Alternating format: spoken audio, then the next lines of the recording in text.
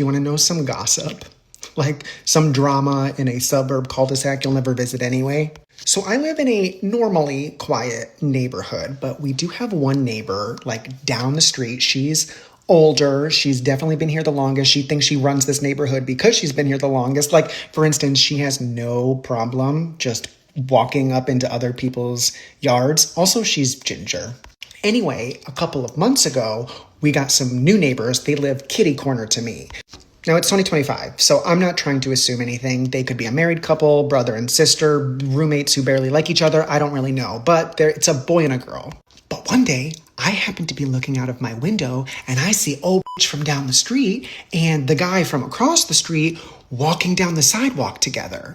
Now, my first thought was probably the same as yours, that they were just being neighborly, maybe walking in the same direction, but this has been happening a lot, with them sneaking down toward her house, so much so that my direct neighbor also brought it up to me, well, like, hey, have you been noticing this?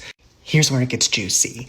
A couple weeks ago, I'm walking my dogs and I see the woman walking toward the house, except it's the girl standing outside, and you can tell she does not want her there. Like, you can cut the tension with a knife, bitch.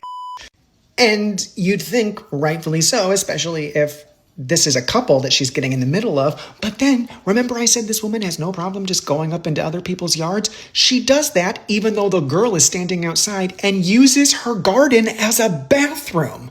So, cut to last night, I'm woken up in the middle of the night by all this hooting and hollering so loud. I go out, are brawling in the middle of the street. So I run out there. I'm like telling them to knock it off, trying to break it up. And then the older one walks over to me, starts rubbing on my leg, and then just flips over on her back looking for a belly scratch. Also, they're all cats. Every single one of them. I haven't talked to a human neighbor in like 6 months.